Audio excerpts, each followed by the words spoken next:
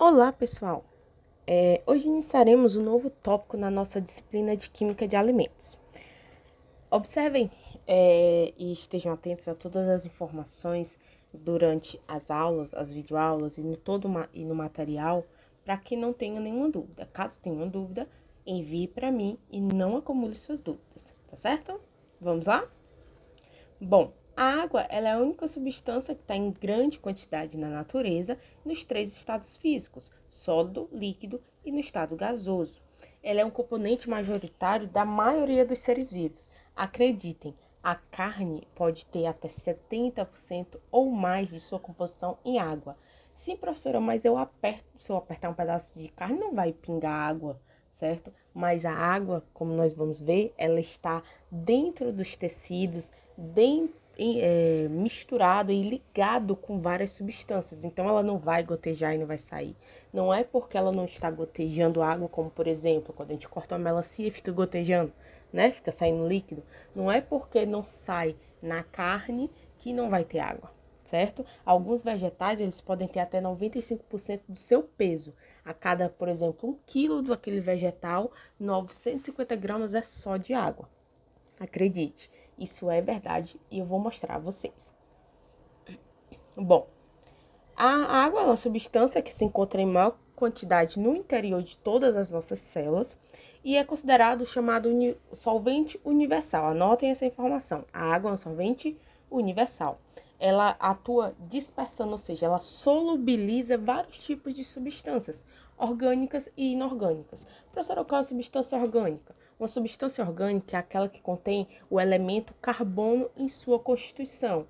As substâncias orgânicas que nós vamos falar nessa disciplina: proteínas, carboidratos, lipídios e as vitaminas. E também nós falaremos das enzimas, que são tipos de proteínas especiais.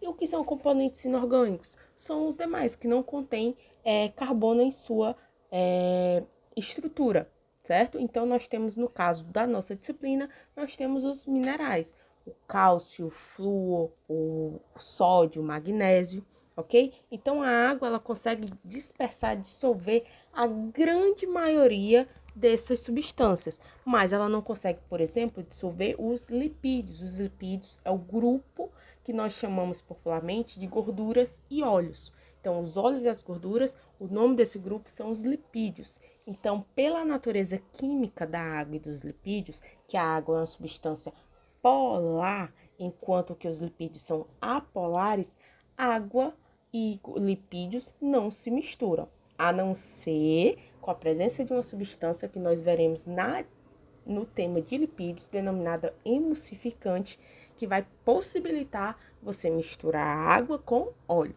Mas isso são cenas dos próximos capítulos, certo? Então, aguardem aí. A água ela é fundamental para a vida, pois ela estabiliza várias soluções.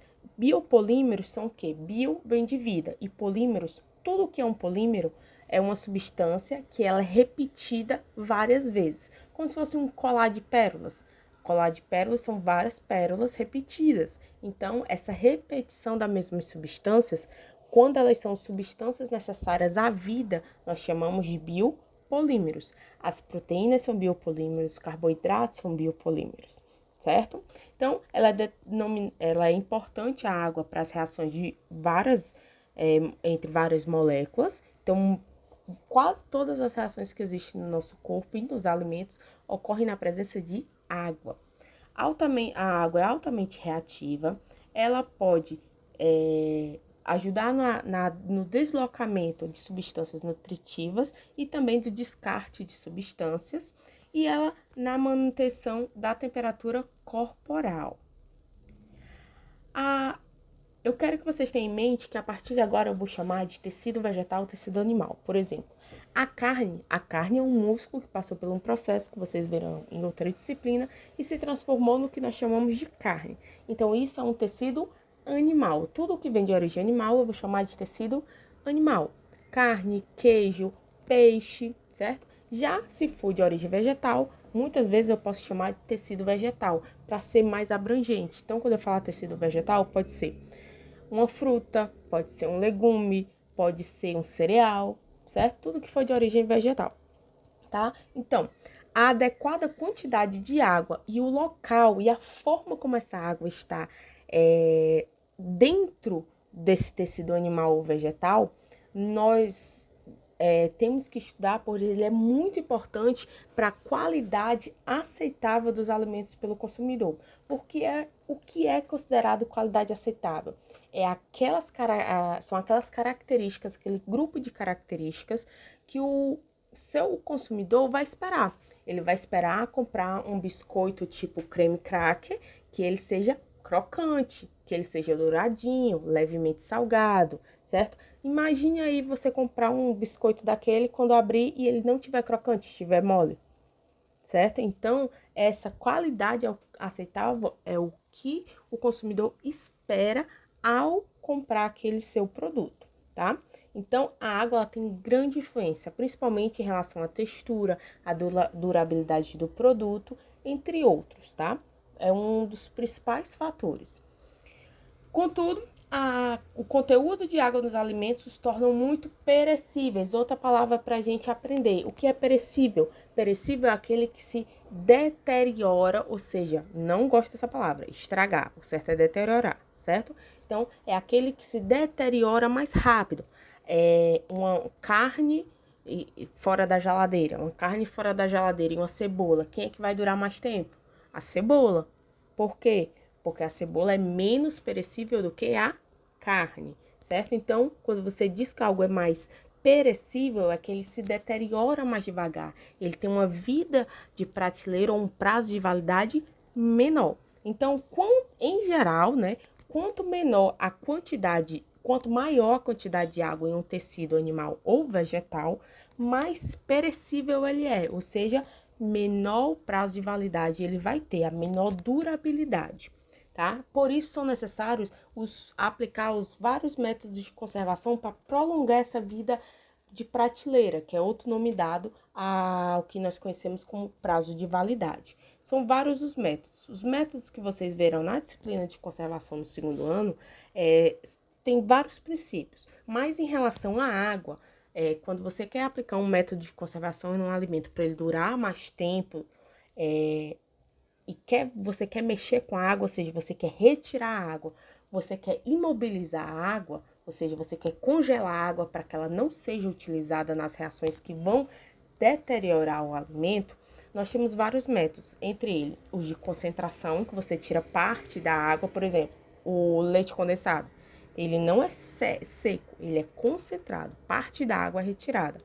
E também é adicionado açúcar, o soluto, por isso que o leite condensado é doce. Então, concentrar, adicionar açúcar ou sal, no caso, por exemplo, da produção da carne do sol, carne de charque, certo? Então, tudo isso faz retirar a parte da água. A secagem, a desidratação e o congelamento são métodos que visam reduzir a quantidade de água nos alimentos. E reduzindo a quantidade de água nos alimentos, eles vão se tornar menos perecíveis do que o que eram, então vão durar mais tempo. Professora, mas congelamento, como é que congelar tira água? Porque secar tira, desidratar tira, concentrar tira, mas congelar. Mas eu não falei que também imobilizar, ou seja, uma forma de imobilizar as moléculas de água para que elas não sirvam para que os micro-organismos cresçam, elas não sirvam para que reações ruins, degradativas aconteçam e deteriorem seu alimento, ao congelar a água, ela não vai estar disponível para essas reações, ok? Aqui a fórmula molecular da água, para a gente esquecer, ela é H2O, ou seja, ela tem duas moléculas, dois átomos de hidrogênio e um de oxigênio. E é uma molécula bem simples com características muito diferentes de outras moléculas similares a ela. Elas se unem pelas chamadas pontes de hidrogênio, em que um hidrogênio, essa partezinha branca, vai se ligar com o oxigênio de outra molécula. São ligações entre não são nem ligações, são interações, são atrações. São bem fracas, mas como são muitas dessas ligações, essas interações, se tornam, no todo, no geral, um sistema com bastante força de ligação entre as moléculas. A outra característica da água é que ela tem a capacidade de dissolver principalmente substâncias que são iônicas, como sal, cloreto de sódio, NaCl, tá? Então ela dissolve facilmente essas substâncias. Aqui nós temos algumas características da água. Por exemplo, a água, ela entra em ebulição, tá? A 100 graus Celsius, quando está a nível do mar, ou seja, 1 atm de pressão. Ela entra em fusão, ou seja, sai do estado sólido para o estado líquido a 0 graus Celsius. Ela vai precisar de 40,66 kJ de energia para poder passar de um estado líquido para o estado vapor, entre outras características, e esses valores são bem altos em relação a outras moléculas similares à água. Então, deixando a água como características bem diferenciadas das demais. Bom, a professora Sara falou várias coisas, mas afinal, como é que a água está lá dentro? Não está tudo do mesmo jeito, não? Todas as moléculas estão do mesmo jeito dentro dos tecidos animais e vegetais? Não estão, tá? A água ela é dividida, classificada a nível didático, né, para a gente ensinar, em 2 grandes grupos. Pode ser a água ligada ou a água livre. Vamos falar um pouco sobre cada uma.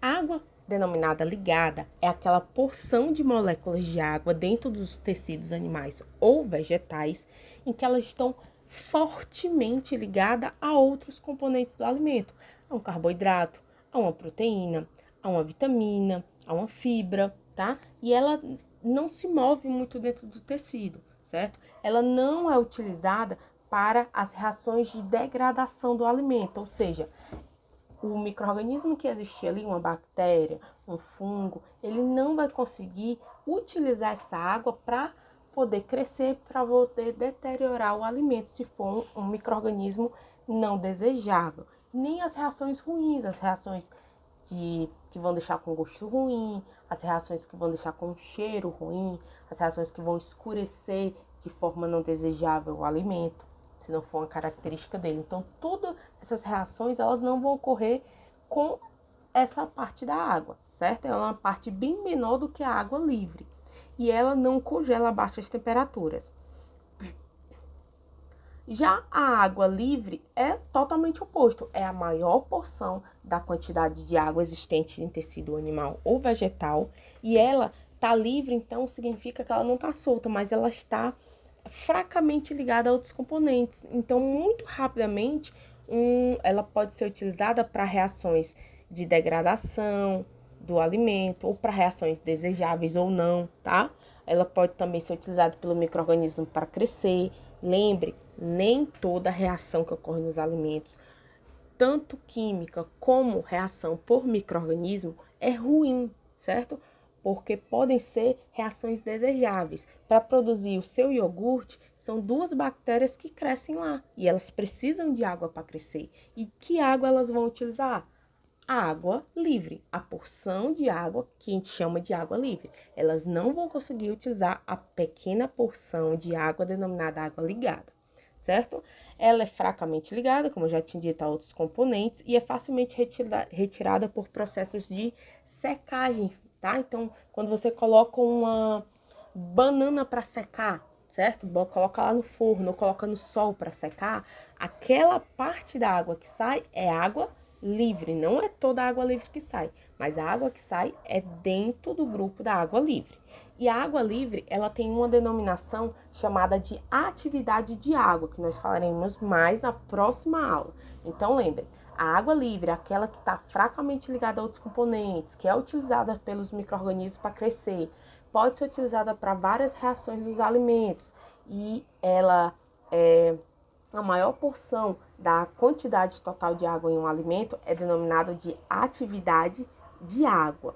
Já a água ligada, tá? Ela é totalmente ao contrário. Baixa quantidade, fortemente ligada a outros componentes, não é utilizada para crescimento microbiano nem reações enzimáticas, ela não congela e é uma porção pequena. E quando a gente tem a quantidade de água livre mais a água ligada, nós temos o que chamamos de umidade. Então, novos termos para vocês revisarem. Voltem aí um pouquinho o vídeo e anotem.